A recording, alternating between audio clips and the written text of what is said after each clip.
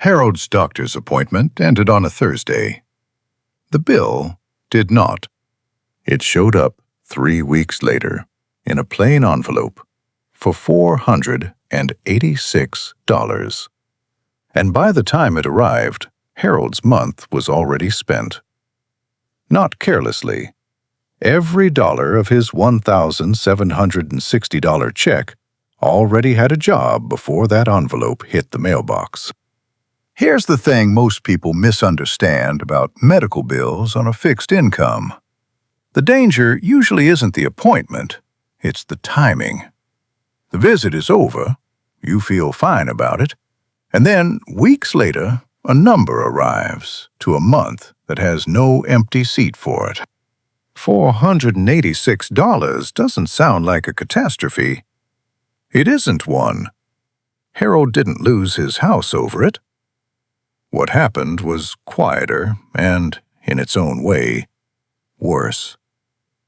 That one bill stopped being a single bill. It moved in. It became part of the next 6 months. And this is the story of how a small, late number quietly rewrote half a year of Harold's math. Harold is 70, and he retired the way a lot of men his age did. At the end of a long working life, with a modest check and a small amount of debt he was already carefully managing. He spent 43 years as a maintenance man for a school district. Good, steady, physical work. It came with a small pension that mostly disappeared into an earlier health scare. So what he lives on now is Social Security.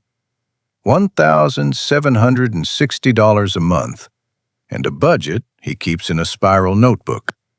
Harold is not bad with money. That's important.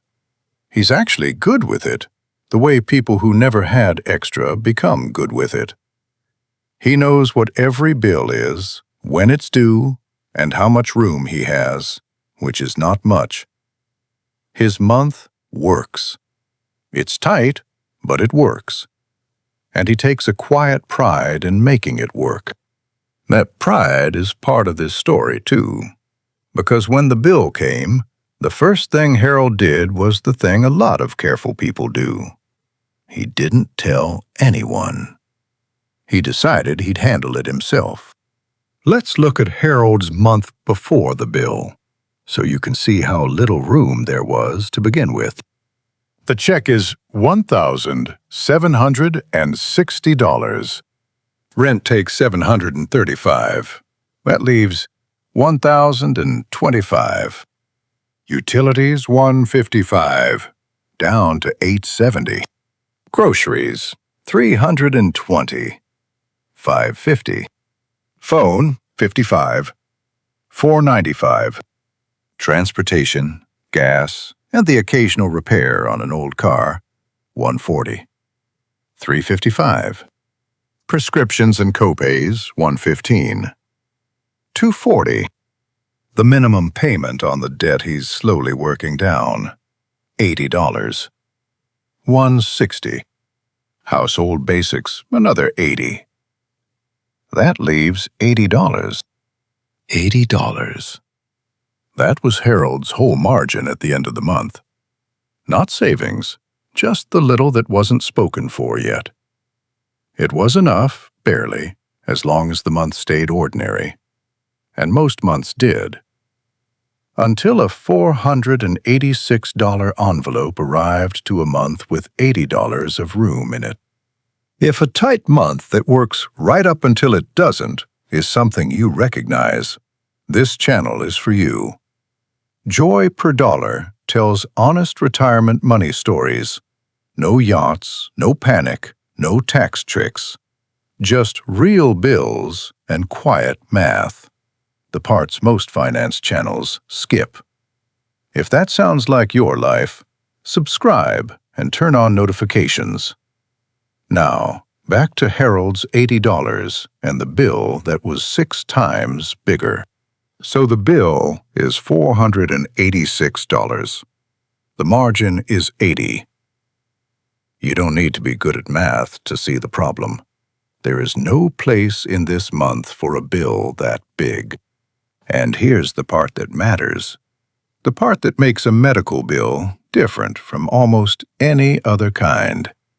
Harold can't just not pay it, the way you might delay a want.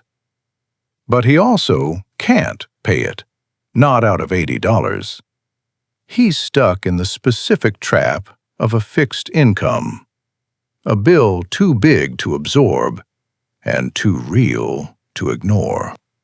So Harold does the thing that feels like a solution and is actually the start of the problem. He calls the billing office and sets up a payment plan.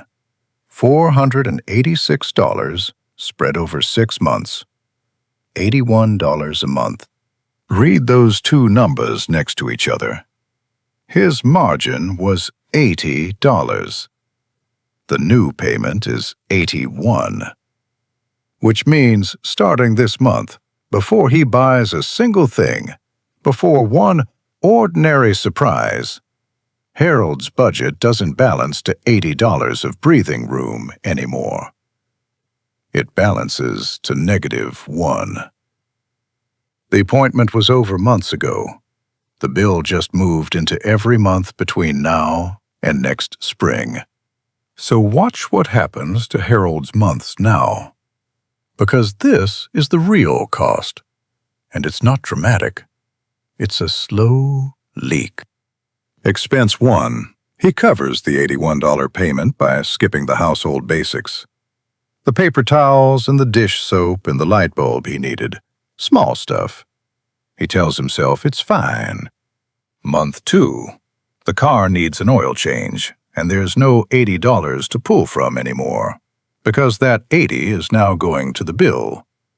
So the oil change goes on the credit card, the one he was slowly paying down, which means the debt he was beating is now growing again. This is how it spreads. One late medical bill doesn't just cost you 6 payments. It quietly undoes the other progress you were making, because there's no slack left to absorb anything else. By month 3, Harold has cut back on the grocery list, switched 2 name-brand items to store brand, and started driving less to save gas. None of these are disasters. That's the point. There's no single moment where the roof falls in. There's just a man, quietly doing without a little more each month, to make room for a bill from an appointment he'd almost forgotten. And the thing that wears on him most isn't the money. It's that he did everything right. He kept the notebook. He made the plan. He didn't miss a payment. And he still ended up further behind than he started, through nothing but a visit to a doctor he needed to see. Let me be honest about what these 6 months actually felt like, because he managed a payment plan doesn't capture it. It felt like carrying something. Not a crisis, a weight. Every month, $81 that used to be his little bit of room now belonged to a bill from last winter. He'd sit with the notebook on the first of the month, and the math would come out the same. A little short, again, still, because of a thing that was technically already handled. Harold didn't panic. Men like Harold rarely do. He just got quieter about money than he used to be. He stopped mentioning to his daughter that things were tight, because he didn't want to worry her, and because admitting it felt like failing at the one thing he was proud of. The bill didn't just take $81 a month. It took a little of his ease, the quiet confidence of a man who used to know his month would work. Here's what I want you to notice, though. Harold never stopped doing the math. 6 months of carrying a bill that shouldn't have been that heavy, and he still sat down every first of the month and worked it out, honestly, in the notebook. That's not failure. That's a man refusing to let a number make him look away. Here's what I want to leave you with. Because Harold's story is about something the budget advice never quite warns you about. Harold did not get hit by an emergency. That's the strange part. An emergency you'd see coming, you'd brace for. What Harold got was smaller and sneakier. An ordinary bill that arrived late to a month that was already full, and then refused to leave for half a year. It didn't break 1 month. It moved into 6 of them, and quietly took a little piece of each. And the reason it hurt wasn't the $486. Harold could survive $486. The reason it hurt is that his month had no room to begin with. So the only place the bill could come from was the rest of his life, one thin slice at a time. That's not a Harold problem. That's what a fixed income does. It removes the margin that absorbs the ordinary shocks everyone else barely notices. He wasn't careless, and he wasn't unlucky in any dramatic way. He just needed to see a doctor on an income that left no space for the bill that followed. And he carried it month after month without complaint until it was finally paid off in the spring, at which point his budget went back to balancing at $80, and that $80 felt, for the first time in half a year, like breathing room again. So here's my question, and I read every one. If a bill you couldn't pay all at once landed in your month tomorrow, where would the payments come from, month after month, until it was gone? Do that quiet math down in the comments. Not to scare yourself, to find out, before a late envelope finds out for you, exactly how much room your month really has.